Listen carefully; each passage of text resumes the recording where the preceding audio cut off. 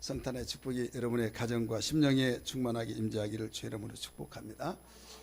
저는 오늘 읽었던 두 구절의 말씀을 통해서 탄생하신 예수는 나에게 누구신가 이 제목으로 말씀을 전하려고 합니다. 예수님은 그 하나님이 우리에게 주신, 온 인류에게 주신 가장 큰 최고의 선물이십니다. 한번 따라서 합시다. 예수님은 하나님이 온 인류에게 주신 최고의 선물이다. 믿습니까? 최고의 선물이에요. 최고의 선물임에도 불구하고 무관심하고 등지고 나하고는 아무 필요가 없다 이렇게 여겨지는데, 여러분 귀한 것을 귀하게 여긴 사람하고 귀하게 여기지 아니한 사람은 언젠가는 통곡할 때가 있습니다. 제가 종종 말씀을 드렸지만은 어떤 사람이 발로 이렇게 거기에 걸려서 발에 그 돌에 걸려서 돌멩이에 걸려서 넘어졌는데 막 입에서 쌍시옷과 침이 나오면서 누가 이런 걸 여기다가 놓고 그러냐고 하면서 그걸 막 던졌어요. 들어서 조그마한 걸 던져가지고 지나가는데 그 앞에 툭 떨어진 거예요. 얼마나 앞에서 하면 시꺼멓겠습니까? 그래 그걸 주워가지고 누가 던졌어 하는데 뭐가 묻곤 하는데 감이 이상해. 감. 나중에 그걸 그 집으로 가지고 가서 봤더니 위에를 이렇게 닦다 보니까 색깔이 좀 누리띵띵한데 좀 이상한 거예요. 봤더니 금이야. 금덩어리. 자, 자기에게 주어질 수 있는 그것을 알지 못해서 내버렸다 이거예요. 근데 그걸 주었어요. 그게 금덩어리다 이거예요. 자, 자기에게 먼저 기회가 주어졌지만 알지 못해서 자기에게 돌아오지 못한 거예요. 성경은 증거하고 있습니다. 유대인들을 향해서 너희가 버린 모퉁이의 돌이 이방인들이 주어서 집에 주춧돌로 머릿돌로 삼았다. 할렐루야. 똑같은 거예요. 하나님이 이 땅에 온 인류에게 주신 최고의 선물을 예수 그리스도를 이 땅에 보내심으로 우리 주셨다 이거죠. 우리는 성탄절 탄생하신 예수가 나에게 누구신가? 많은 사람들이 예수 믿으라고 전도를 받고 그 소리를 들으면서 받아들이는 사람도 있지만은 대부분 거부하고 그런 시간 있으면 낮잠이라 자라고 하면서, 어떤 사람은 가다가 다시 되돌아와서 삿대질을 하면서 욕을 하고 별의별 말을 다 합니다. 왜 그렇습니까? 그 이유야 각각 다 달리 이유가 있겠죠. 나는 기독교는 싫다. 싫을 정도 아니라 완전히 뭐 별의별 생각 말을 하면서 싫다 이거죠. 감정, 때로는 이모저모 이야기를 다 하지만 근본적으로는 왜 그러느냐? 근본은 한마디로 말한다면 무지예요. 하나님이 이 땅에 인류에게 최고의 선물을 주신 예수를 알지 못한 그 무지, 알지 못함으로 말미암아 그가 그 좋으신 예수를, 생명이신 예수를, 우리의 가장 큰 선물이신 예수를 등지고 스스로 살려고 하다가 절망과 자서 속에 빠져서 그는 누구의 구출을 받을 수 없고 하나님의 그 도우심을 받을 기회를 놓쳐버린다 이거죠. 무지함 때문에 그렇습니다. 교만 때문에 그렇습니다. 아집 때문에 그렇습니다. 어떤 사람은 예수가 누구냐 하면 그냥 기독교를 창시하신 분이다, 또 4대 성인 중에 하나다 하면서 그냥 평범한 사람 중에 조금 유익을 주는 이런 사람 중에 한 사람이다 라고 생각하니까 믿지를 않는다 이거죠. 그러나 하나님은 우리에게 최고의 선물로 주셨다고 하는 그 자체는 최고의 선물, 그 선물로 말미암아 우리가 살기도 하고 죽기도 하고, 거기 있으면 살고 없으면 죽고, 선물을 유용하게 잘 사용한 사람은 여러분 일생에 잊을 수 없는 놀라운 축복의 고백을 하게 될 줄 믿습니다. 그렇게 되어질 줄 믿습니다. 사랑하는 성도들이요, 예수님이 우리에게 당신이 누구냐고 물어본다는 사실을 아십니까? 제자들을 향해서 열심히 복음 증거를 하다가 나중에 함께 복음 증거하러 갔다가 느닷없이 예수님이 뜬금없이 말씀을 하십니다. 얘들아, 예 선생님, 세상 사람이 나를 누구라 하더냐 물어봅니다. 예, 선생님은 엘리야라고 합디다, 예레미야라고 합디다, 침례 요한이라고 합디다, 선지자 중에 하나도 합디다. 그런 말을 했어요. 엘리야는 하늘에서 불을 끌어당기고 비도 내리기도 하게 하시고 그런 예수님이 그와 같습니다, 이 말이에요. 침례 요한은 여자로 난 자 중에 가장 큰 자란 겁니다. 예레미야라고 하는 선지자는 정의의 사나이입니다. 그래서 공의로운 분입니다, 이런 뜻이고, 선지자는 보냄을 받았다, 이런 뜻인데 세상 사람이 그렇게 말을 한다고 여론을 대표해서 이야기를 한 겁니다. 그러면 너희들은 나를 누구라고 하느냐 물어봅니다. 긴장감이 납니다. 왜? 뜻없이 예수님이 당신을 누구냐고 물어보니까 잘 아는 것도 느닷없이 물어보면 좀 당황할 수 있지 않습니까? 그래서 마음을 가다듬고 지금 생각하더라도 멍하며 생각이 나지 않습니다. 근데 그 기회를 통해서 베드로가 이렇게 말합니다. 선생님, 제가 말하겠습니다. 주는 그리스도시요 살아계신 하나님의 아들이십니다 라고 고백을 합니다. 예수님이 그 말을 듣자마자 너무 기뻐합니다. 바요나 시몬아, 네가 복이 있도다. 네가 이렇게 알게 된 것은 너의 아버지의 그 지혜를 닮아가지고 알아맞춘 것이 아니다. 하늘에는 내 아버지의 뜻으로 곧 성령의 역사로 네가 알게 된 것이다 하면서 내가 네 위에 내 교회를 세울 터인데 너는 반석이다 하면서 음부의 권세, 세상 권세가 이기지 못할 것이다 하면서 거기서 멈추지 않습니다. 내가 천국 열쇠를 너에게 주노니 닫으면 열 사람이 없고 열면 닫을 사람이 없다고 하시면서 놀라운 축복을 해주십니다. 여기에서 우리는 알아야 할 것이 뭐냐면 예수님이 세상 사람이 나를 누구라 하더냐 이렇게 말하게 된 동기가 있어요. 예수님이 이적과 기사와 표적을 행하셨고 수많은 사람들에게 하나님의 그 귀한 복음을 증거했고 또 많은 사람들에게 하나님의 아들이라는 걸 증거하기 위해서 그 사람들이 믿는 사람은 아무도 알 수 없으나 하나님만이 알 수 있는 그런 이적과 기사 표적을 행했을 때 하나님의 아들로 알 수 있는가 없는가. 물론 전자시대는 다 알지만은 이제 제자들이 듣는 백성들의 군중들의 소리가 어떠한가 이걸 들어보기 위한 거였어요. 그러나 속 시원하게 깊하는 소식을 대답하는 사람이 아무도 없었습니다. 하지만 제자들 중에서 베드로는 말했다 이 말입니다. 확실하게 말했던 그 소리를 듣고 감동을 받은 거예요. 당신 안에 가지고 있는 복을 쏟아 부어 주십니다.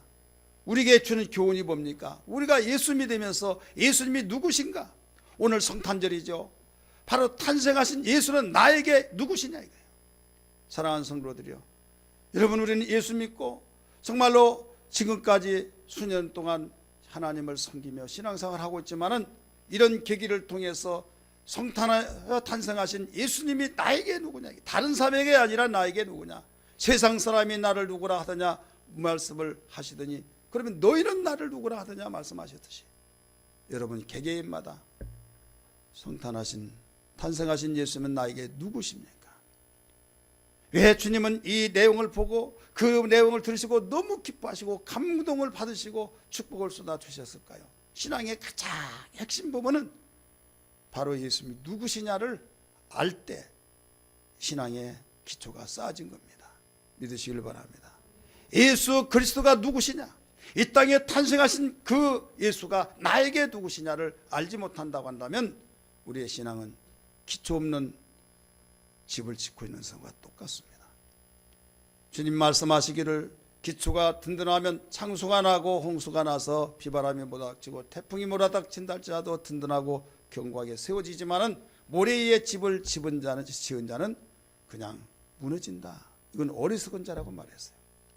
열심히 있는 것 같지만은 또 때로는 정말 누가 보더라도 정말 잘 믿는 것 같지만은 내면적인 측면에서 탄생하신 예수가 나에게 다른 사람이 아니라 나에게 누구냐 이게.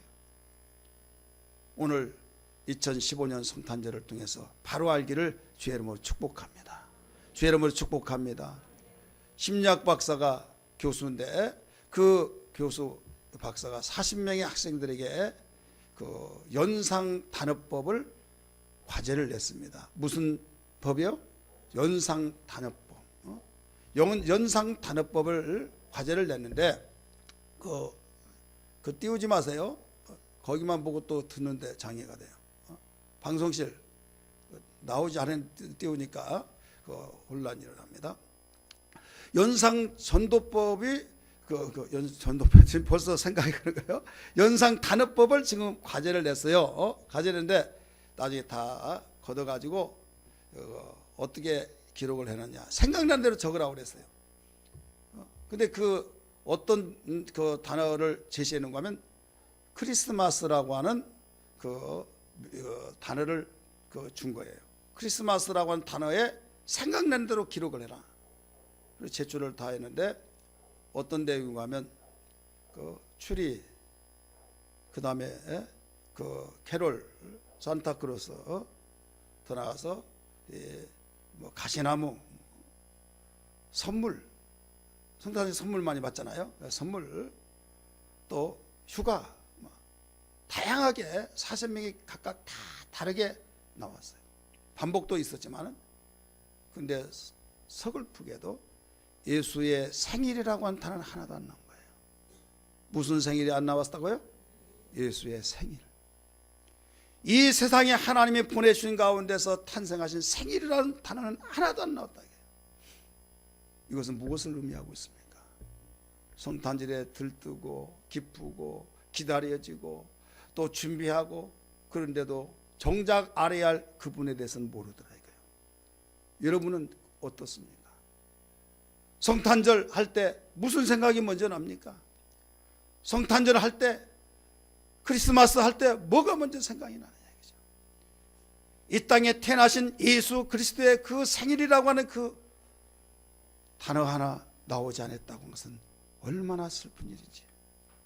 하나님이 이 세상에 보내신, 하나님의 사랑으로 보내신 인간의 최고의 선물 되신 분이라는 사실을 믿으시길 바랍니다.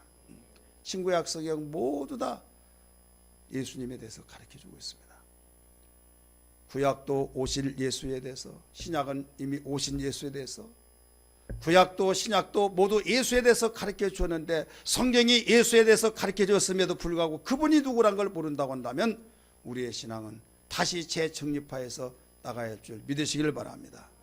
하나님이 세상을 이처럼 사랑하사 독생자를 주셨으니 누구든지 예수 믿으면 멸망하지 않고 영생을 얻으리로다. 요한복 한 번 더 부릅니다. 박수 치면서 하나님이 세상을 이처럼 사랑하사 독생자를 주셨으니 누구든지 예수 믿으면 멸망하지 않고 영생을 얻으리로다. 요한복음 3장 16절. 아멘. 이렇게 구약도 신약도 모두 예수에 대해서 가르쳐 주고 있는데, 우리는 오늘 본문의 말씀 이사야 9장 6절에서 7절 두 구절을 통해서 탄생하신 예수는 나에게 누구신가를 우리에게 보여주고 있는 내용입니다. 자, 구약에서도 이렇게 가르쳐 주는데 신약은 더 확실하게 드러내주고 있죠. 이사야는 예수님 오시기 전 700여 년 전에 이 예언을 한 겁니다. 태어나기도 전에, 700여 년 전에 이미 태어날 예수님은 이런 분이다, 이걸 가르쳐 줬다 이거죠. 그러면 탄생하신 예수는 나에게 누구신가, 이걸 가르쳐 주는 것 첫 번째가 뭔가 하면 기묘자라 모사라고 가르쳐 준 겁니다. 따라서 합시다. 기묘자라 모사라.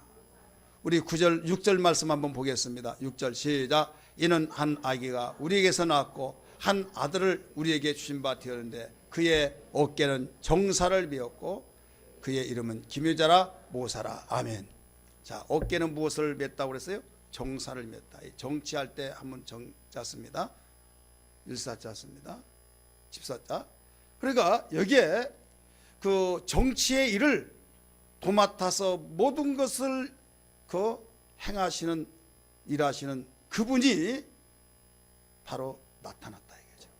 그분은 분명히 하나님이 우리에게 주셨다, 우리에게서 났다, 우리 가운데 났다는 거예요. 하나님이 보내신 가운데 우리 가운데 났고 우리 가운데 나타나서 그의 어깨는 정사를 비었고 그의 이름을 가르쳐 주는데 기묘자라 모사라 가르쳐 줬다 이거예요. 여러분, 모사란 말은 기묘자란 말은 무슨 말입니까? 제가 모사란 말을 여러분들에게 준비해 왔는데 한번 보여주세요. 모사란 말 같은 말 한번 읽어보겠습니다. 시작. 이 말은 예수님은 인성을 초월하시니 기묘라 신비하다는 말로서 놀랄만하다는 뜻이다. 다시 말하면 그리스도께서는 너무나 위대하고 신비하시어 우리가 다 이해할 수 없고 다 설명할 수 없는 분이란 뜻이다. 이해되시 바랍니다. 바로 육체로 오셨는데, 인성으로 오셨는데, 인간으로 오셨는데 인간을 초월해서 신비한 것을 가지고 있다 이거예요. 여러분이 혹이 주변에서 똑같은 사람인데도 아무개는 달라, 아무개는 달라, 어디를 보다 달라, 우리하고 달라, 그런 말 합니까 안 합니까? 그 사람은 신이 하신, 종종 우리는 분명히 우리가 똑같은 사람이지만 조금 다른 것 때문에 그런 말을 하기도 합니다. 바로 예수님이 기묘자라고 하는 것은 뭔가 하면 신비하다 이게. 분명히 인간으로 태어났지만은 우리 가운데 나타났지만은 그분은 기묘자라, 신비스럽다, 놀랄만하다. 이적과 역사 표적을 행하실 때 놀랬어요 안 놀랬어요? 놀랬잖아요. 물 위에 걸어갔을 때, 물로 포도주를 만들었을 때, 죽은 자를 살았을 때 하나님만이 할 수 있는 일을 여러분 이 땅에 오셔서 행하셨던 걸 믿으시길 바랍니다. 바로 기묘자라는 거예요. 기묘자라. 그래서 말로는 표현할 수 없는 그 기묘자라고 이름에서 벌써 가르쳐주고 있는 겁니다. 모사라도 가르쳐줘요. 저 모사꾼이야, 그건 모사가 아닙니다. 이 모사란 말은 뭐냐? 영어 성경에는 카운슬러로 가르쳐주고 있습니다. 원어에서 정확하게 말하면 선비. 그분 선비야, 선비. 이 선비가 뭡니까? 말 한마디 한마디 얌전하면서도 딱 그 마음을 알고 상황 알고 짚어서 이야기해 줄 때 상담자가 되어지고 변호자가 되어져서 그 말을 들을 때는 흘릴 것이 하나도 없다 이 말이에요. 사랑하는 성도들이요, 예수님이 이 땅에 오시기 전에 700여 년 전에 이미 오실 예수에 대해서 소개하고 있습니다. 그는 기묘자라, 바로 모사라. 그분은 분명히 우리에게서 낳고 우리 가운데 나타나 주셨는데 그의 이름에서 어떤 분이라는 걸 가르쳐 주고 있는 겁니다. 주님은 이 땅에 그 예언대로 오셨습니다. 오셔서 그분은 모사였습니다. 그분은 바로 기묘자였습니다. 분명히 요셉의 아들이라고 말했고 나사렛에서 자랐고 많은 사람들에게 확실하게 인간인데도 불구하고 말 한마디 한마디를 할 때 다른 사람과 다르더라 이거예요. 어떤 사람이 병자를 데리고 왔을 때 소자야 죄삼을 받았느라 했을 때 야단법석이 났죠. 저자가 어떤 자이길래 그러냐고 했을 때 침상을 가지고 걸어가라고 하면서 어느 말이 쉽냐고 이야기하면서 하나님의 아들이라고 하는 것을 여기에서 보여주고 있습니다. 그분이 즉흥적으로 아니라 이미 700여 년 전에 예언했던 그 예언대로 기묘자로서의 말씀을 하고 있는 겁니다. 믿으시길 바랍니다. 수고하고 무거운 짐진 자들아 다 내게로 와, 내가 너희를 편히 쉬게 하리라고 말씀하신 것처럼 얽히고 설키고 어이알고 절망과 좌절이 있을 때 여러분 낙심하지 말고 이미 주님이 이 땅에 오시면 모사로서 오신다 이거예요. 이름이 모사라. 우리를 위해서 상담해 주셔서 바른 길로 인도하시고 회개할 것이 없도록 모든 걸 풀어지게 하시고 뚫어지게 하시고 풀려지게 하셔서 소망 중에 소망이 되게 하신 것을 믿으시길 바랍니다. 이 땅에 탄생하신 예수 그냥 오셨구나, 성탄절 크리스마스 선물 받은 날, 휴가 가는 날, 즐기는 날, 뭐하는 날 이렇게만 생각하고 거기서 끝나지 말고 이미 우리에게 하나님이 주신 최고의 선물로서 기묘자라 모사라 그 이름에서 가르쳐 주셨듯이 그분은 우리와 똑같이 이 상에 태어났던 것처럼 태어났지만은 신비하신 분이다.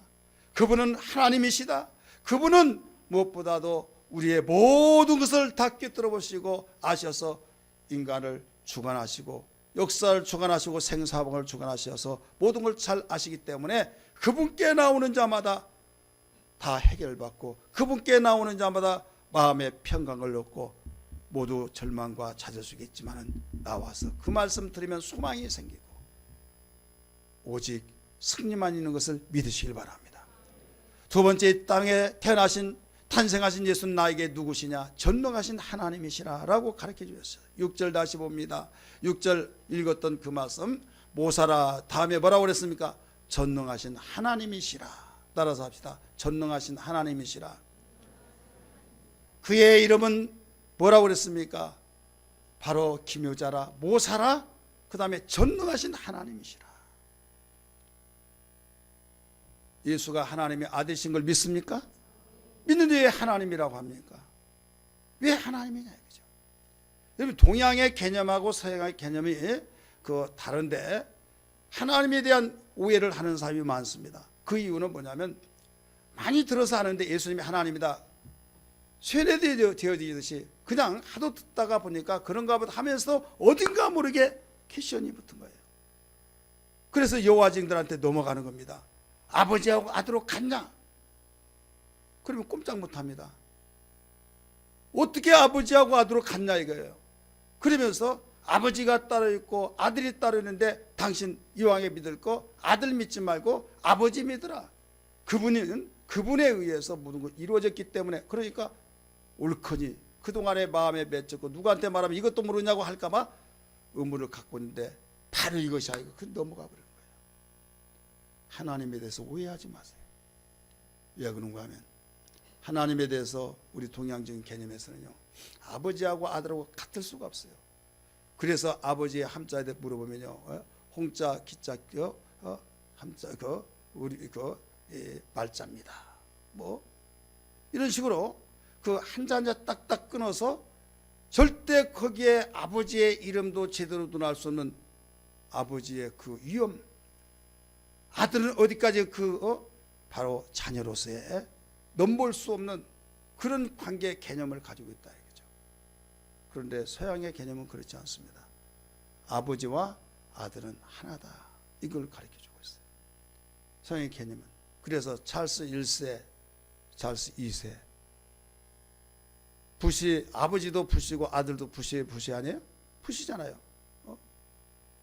엘리자베스 1세, 2세.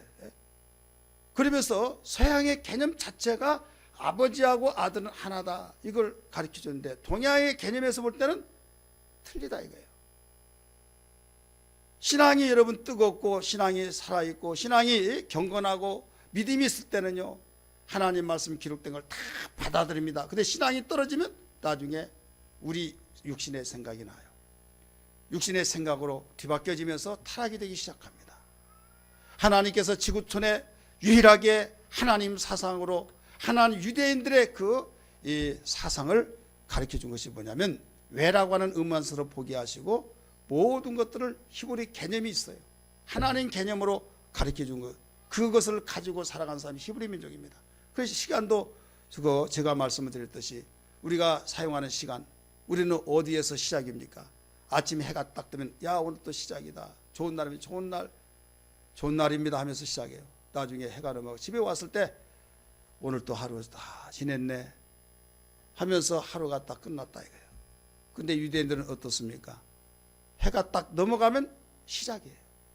해가 뜨면 모든 것이, 먼동이 도면 모든 것이 마칩니다. 그래서 안식일 자체가 해가 딱 넘어가면 안식이 시작이 되는 겁니다.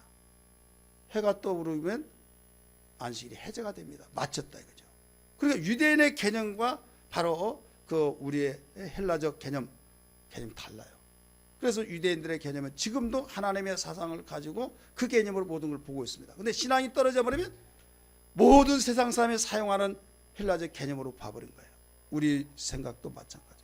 신앙이 뜨겁고 살아있고 성장하고 그럴 때는요, 하나님의 생각으로 모두 살아갑니다. 할렐루야. 하나님이 어떤 말씀을 하시든 네, 성경이 이렇게 말씀하시고 성경은 하나님 말씀이기 때문에 이것이다 말할 때 거기에 토를 달 사람이 하나도 없습니다.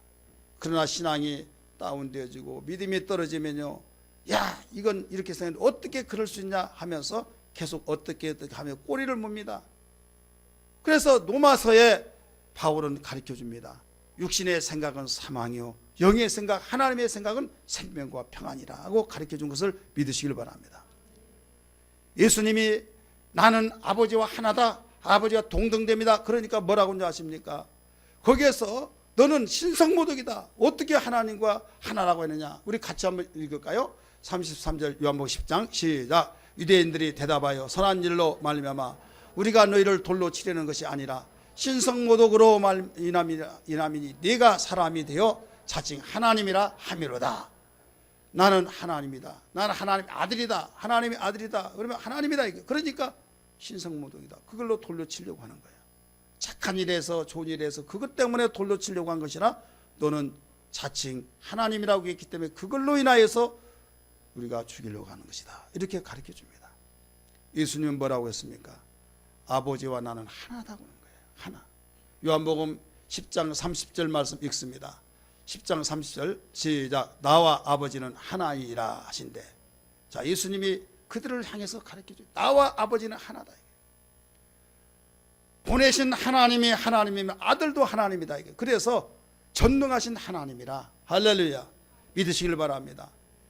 5장 18절 맨 마지막 가운데서도 하나님을 자기의 친아버지라 하여 자기를 하나님과 동등으로 삼으심이로라. 나는 하나님의 아들이다. 그러니까 그들의 그 생각은 오직 아버지와 아들은 하나이기 때문에 바로 하나님의 아들이라고 계속적으로 주님이 말씀을 증거하신 거예요. 이것은 내가 하나님이다 이 말이에요. 믿으시길 바랍니다. 오늘 본문 속에서 여러분 그의 이름은 기묘자라 모사라 전능하신 하나님이라 말씀하셨듯이 이 땅에 탄생하신 예수는 나에게 전능하신 하나님이라는 걸 고백하며 살기를 주의 이름으로 축원합니다. 하나님이라고 하는 여러분 전능자라고 하는 거기에 주목하시기 바랍니다. 전능자는 누구만이 말할 수 있는가 하면 하나님에게만 말할 수 있는 단어입니다. 따라서 합시다. 전능이란 단어는 하나님에게만 붙여지는 이름이다. 이 땅에 수많은 종교가 있습니다. 종교마다 자기가 섬기는 신들이 있습니다. 하나님은 이 땅에 아무 신을 만들지 않았어요. 오직 당신만이 바로 신이라고 했어요. 그런데 피조물을 갖다가 이게 신이다고 막 이렇게 받들어 세우니 신이 아닌 것이 신이 되다가 보니까 여기도 신 저기도 신 하다 보니까 도대체 어떤 신이 옳으냐 이게 문제가 된 거예요. 인도에는 제가 신학교 다닐 때 1억 5천만 신이 있다고 하는데 지금은 3억 5천 가지가 돼요. 3억 5천 신이. 전도하다가 보면요 이런 사람이 있어요. 하나님 믿으세요. 하나님 섬기고 믿으세요. 나 섬긴다고 하니까 어느 교회 나가세요 하니까 나 절에 나가요 하니까 하나님 섬긴다면서요 하니까 당신만 섬기는 신이 하나님이냐? 내가 섬기는 신도 하나님이다. 그러면 그런 것이 어딨냐고 그렇게 말하면 상대방이 뭐라고 하는지 아세요? 저 무식쟁이고 말할 필요가 없다. 말을 섞일 필요가 없다.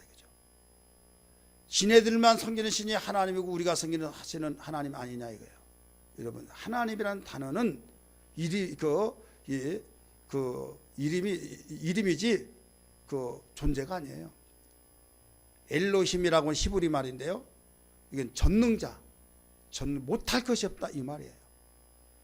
그러면 세상 신의 하나님과 우리가 믿는 하나님과 구별이 돼야겠죠. 구별이 되려면 어떤 단어를 반드시 붙여야 되는가 하면 여호와라는 단어를 붙인 겁니다. 여호와 하나님. 이해가 되십니까? 여호와 하나님. 따라서 합시다. 여호와 하나님. 이 사람도 하나님, 이 사람도 하나님. 자기가 신을 섬기고 있는 신은 다 모든 것을 못할 것이 없다고 하면서 빌고 복 달라고 비니까 여러분 자기가 믿으면서 그렇게 말하는데 아니라고 누가 받아들이겠습니까? 다 자기가 섬기는 신이 못할 것 없고 복 주신다고 하니까 그렇게 비니까 우리가 믿는 하나님하고 당신이 믿는 하나님은 다르다 해서 여호와 하나님이라 이렇게 말해요. 이건 성경이 증거하고 있습니다. 열왕기상 18장에 말씀하시기를 여러분 잘 아신 대로 바알이 하나님이냐 여호와가 하나님이냐 내기하라 말씀했어요. 따라서 합니다. 바알이 하나님이냐 여호와가 하나님이냐? 내기하자. 내기하자는 거예요. 어떤 하나님이 진짜 하나님인가를 내기하자는 거예요. 여호와 하나님만이. 그래서 전능하신 하나님이라고 오늘 이름을 가르쳐 주셨습니다. 사랑하는 성도들이요, 우리는 무엇보다도 신앙 가운데서 전능하신 하나님이라고 하는 그 예수 그리스도를 이 땅에 태어나게 하셨고 우리 가운데 거하시고 그분을 우리가 마음속에 모시고 있는 이상 우리는 절망과 좌절 속에서 다시 뚫어가고 풀어가고 열어갈 수 있는 은혜가 있다는 걸 기억하면서 소망 중에 즐거하기를 주의 이름으로 축원합니다. 할렐루야, 할렐루야. 다윗이 이 힘으로 살아간 거예요. 어려움 속에, 절망 좌절 속에, 쫓기고 죽을 위기에 많이 있었지만은 하나님은, 여호와는 나의 하나님이시다. 여호와는 나의 하나님이시다. 나의 반석이시다. 나의 요새시다. 나의 산성이시다. 나의 구원의 뿌리시다. 그 고백이 어려움을 다 이겨냈던 것입니다. 믿습니까? 우리 찬양 한번 부를까요? 나의 힘이 되신 여호와여, 내가 주님을 사랑합니다. 주는 나의 반석이시며 나의 요새시라. 주는 나를 건지시는 나의 주, 나의 하나님, 나의 피할 바이시요 나의 방패시라. 우리 손을 들고 부릅니다. 나의 하나님, 나의 하나님, 구원의 뿌리시요 나의 산성이라. 나의 하나님, 나의 하나님,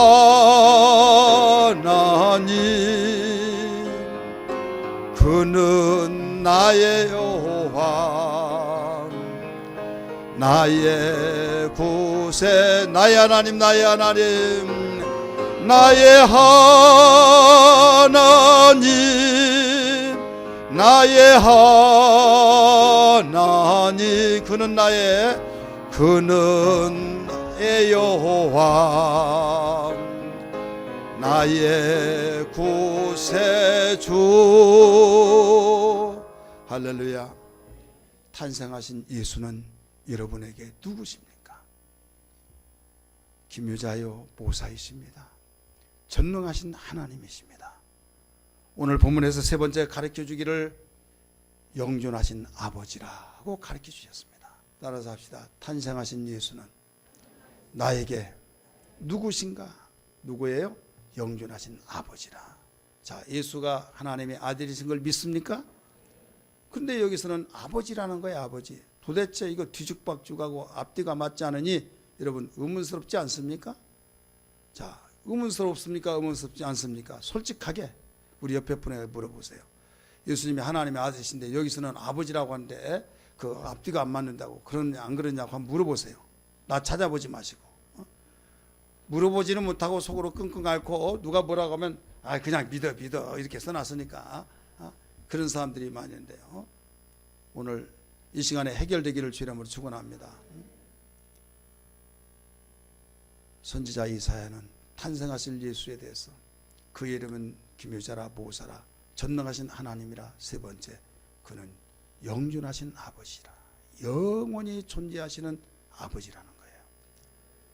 여러분이 이 땅에 태어나게 된 것은 여러분의 아버지의 생명을 이어서 태어났다는 걸 믿습니까? 여기까지 오게 된 것은 여러분의 바로 아버지가 계셔서 여러분을 낳았어요. 근데 영존하신 아버지가 아닙니다. 한시적인 아버지예요. 그래서 한때는 아버지의 사랑을 받고 아빠 아버지 하고 섬기고 정말 의지하고 그렇게 하다가 어느 날 훌쩍 떠나버렸어요. 훌쩍 떠났다. 그래서 상처를 입고 절망하고 시리에 빠지고 마음을 추스려서 이제 내가 성인이 되어서 우리 아버지가 나 몇 살에 돌아가시는데 하면서 그리워하며 추억에 남고 좋은 점을 바로 추모하며 이러면 생활하고 있지 않습니까?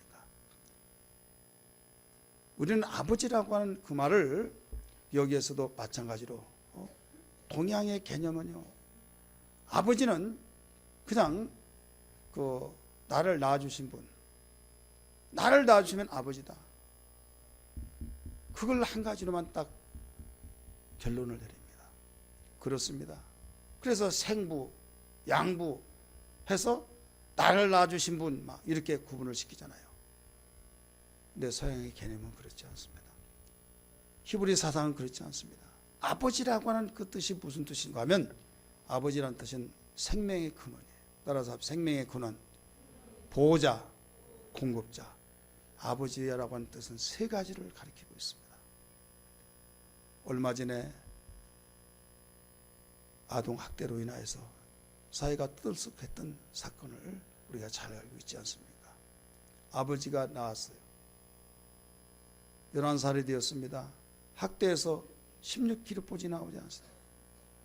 11살 아이가 16kg 나왔다고 한 것은요, 공급을 시켜줬어요? 먹을 거 공급시켜주지 못했어요. 생명을 바로 그에게는 주었어요. 생명을 주어서 아버지라고 하는 있지만은, 여기에서 서양적인 개념에서는 절대로 보호자가 되지도 않았고 공급해주지 않았고, 그래서 당신은 아버지가 아니다 해서 뺏어가 버립니다. 미국 갔다 오셔서 아신 분은 아시겠지만요, 애를 놓고 어디를 출타했다, 문장으로 출타했다, 너무 우니까 신고가 들어갔어요. 경찰이 문 따고 가서요, 데려가 버립니다. 들어가서 내 아들 달라고 그러면요, 당신 아버지의 자격 없다, 주지를 않습니다. 그래서 회의를 거쳐서 나중에 공공기관에 딱 위탁이 합니다. 거기에서 다 입양을 이제 요구한 사람이 다 입양해 가버립니다. 애기 뺏기는 거예요. 어떻게 그럴 수 있냐 하지만은, 당신은 놔주기만 했지 당신이 보호했냐, 당신이 공급해줬냐, 먹을 것을 줬냐? 아버지 아니다 이게. 우리의 사회하고 그들의 사회가 이해가 안 맞죠. 그들의 사상은 아버지란 건 그거예요. 따라서 합시다. 생명을 공급하고 그 다음에 그를 보호해 주는 거예요. 그 다음에 먹을 거, 입을 거, 쓸 것을 공급해 주는 거예요. 이게 아버지라 이게. 예수 그리스도는 하나님의 아들이십니다. 믿으시길 바랍니다. 그러나 이 땅에 오셔서 예수 그리스도가 우리의 생명의 근원이신 걸 믿습니까? 나를 믿는 자는 죽어도 살겠고 나는 부활이요 생명이니, 바로 예수 믿을 때 그 생명의 근원이 거기에서 나와서 우리도 예수의 생명이 있으므로 바로 살게 되는 거예요. 주님이 이 땅에 오셔서 죽으시고 부활하셔서 하늘 올라가셨습니다. 안 계신 것 같죠? 그렇지만은 내가 세상 끝날까지 너희와 함께 있으리라 하면서 성령을 보내셔서 함께 계셔서 우리를 보호해 주신 걸 믿기 바랍니다. 보호해 주셔서 또 때로는 천사를 동원시켜서 보호해 주시고, 그 다음에 공급을 시켜준데, 바로 내 이름으로 무엇이든지 원하는 대로 구하라, 그리하면 내가 이루어 주리라 하면서 기도할 때 내가 너에게 공급해 주리라 믿으시길 바랍니다. 그래서 지금도 공급해 주신다. 예수 그리스도는 생명을 우리에게 주셨습니다. 생명의 근원이요, 또 예수 그리스도는 우리에게 바로 보호해 주셔서 성령으로 보호해 주셨고, 또 그거 천사를 동원시켜서 보호해 주시고, 기도를 통해서 우리에게 계속적으로 끊임없이 공급해 주시니 아버지라, 이런 말씀입니다. 깨달아지면 아멘 하십니다. 따라서 합시다. 영존하신 아버지라, 세상 끝날까지 영원히 함께 있으리라. 마지막으로 우리에게 탄생하신 예수는 나에게는 누구시냐? 평강의 왕이시라고 맺습니다. 따라서 합시다. 평강의 왕, 탄생하신 예수는 여러분 나에게 어떤 분이십니까?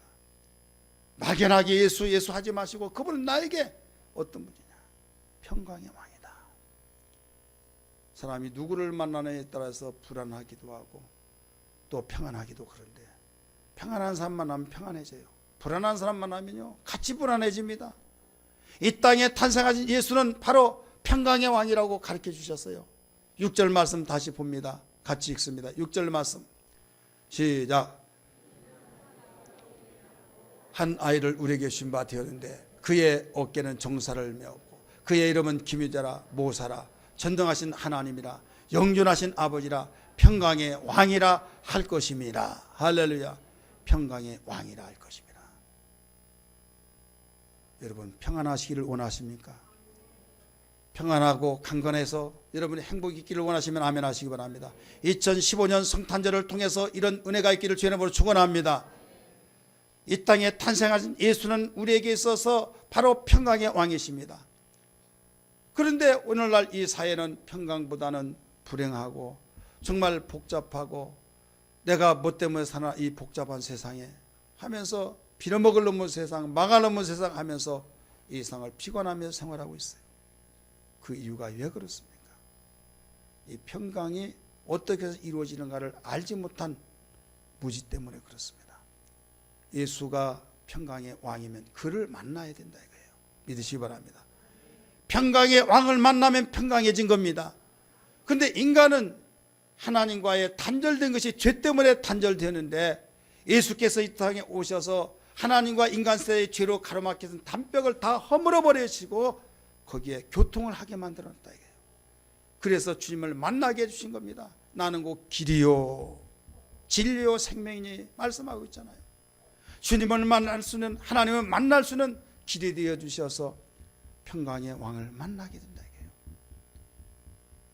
그럴 때 여기에서 문을 다 걸어 잠그고 또 문만 한쪽만 열더라도 바람이 들어오지 않습니다. 환풍이 되지 않습니다. 양쪽을 열어놔 버릴 때 샥 빨려나가서 느낌이 오듯이 여러분 내 쪽에서 하나님 한다고 해서 여러분 하나님이 만나주지 않습니다. 하나님이 찾아오시더라도 내가 마음문 닫으면 되어지지 않습니다. 오직 하나님이 찾아주시고 내 마음의 문을 열고 그분과 만남을 통해서만이 이루어진다는 걸 믿기 바랍니다. 잘 아는 다윗의 동네에 예수가 나셨다고 하면서 너희를 위한 구주라고 하시며 뭐라고 했습니까? 하늘의 천군 천사들이 외칩니다. 하나님께는 영광이요 땅에서는 기뻐하심을 입은 사람들의 평화로다. 할렐루야.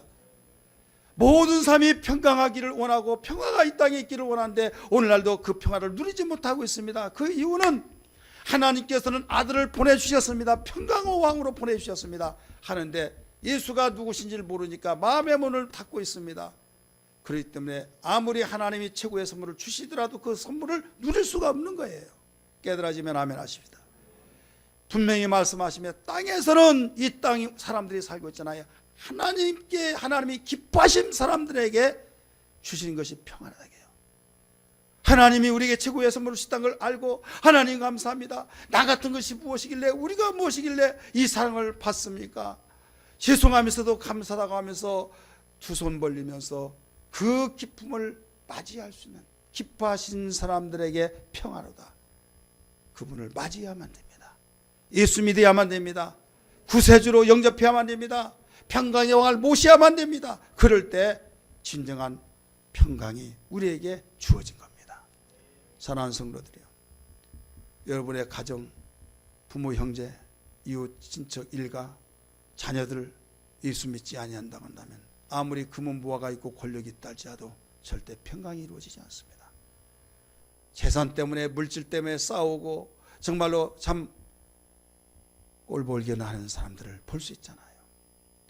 왜 그렇습니까? 돈이 없을 때는 위에 있었어요. 돈이 있다가 보니까 살벌하게 서로 치고받고 싸우고 돈이 사람 버렸다.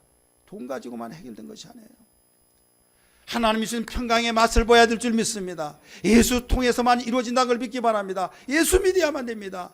우리는 성탄절이 어떤 추리나 어떤 나의 목적을 이루는 어떤 기분 감정풀이 매상을 올리는 더 나가서 추리하는 이런 모습을 연상하지 마시고 하나님께서 우리에게 주신 최고의 선물답게 그의 이름은 기묘자라 모사라 전능하신 하나님이라 영존하신 아버지라 평강의 왕이라 할 것이라 라고 가르쳐 주셨듯이 이것을 지금도 여러분이 더하시기를 원하시고 있습니다. 여기서 멈춰지지 아니하고 정사와 바로 평강을 더하시리라 라고 7절에서 가르쳐 주고 있지 않습니까? 우리 7절 한번 보십니다. 7절 말씀 앞에 보지 마시고 성경을 보시기 바랍니다. 7절 그 정사와 평강의 더함이 무궁하며 따라서 합시다. 그 정사와 평강이 더하며 무궁하다는 거예요. 무궁. 주님이 통치하신 그 정사로서 평강을 더하게 무궁하며 맨 마지막에 뭐라고 했습니까? 만군의 여호와의 열심히 이루리라. 할렐루야. 여러분, 여기서 중단하지 말고 더 이루어지는 가운데 누리는 놀라운 역사가 있기를 주의 이름으로 축원합니다. 아직도 예수 믿지 않냐는 여러분, 형제가 있습니까? 자녀가 있습니까? 남편이 있습니까? 아내가 있습니까? 이웃이 있습니까? 그를 사랑한다고 한다면 탄생하신 예수, 내가 맛보고 내가 아는 예수를 증거해 주기를 바랍니다. 함께 누릴 수 있는 은혜가 있기를 주의 이름으로 축복합니다. 기도하겠습니다.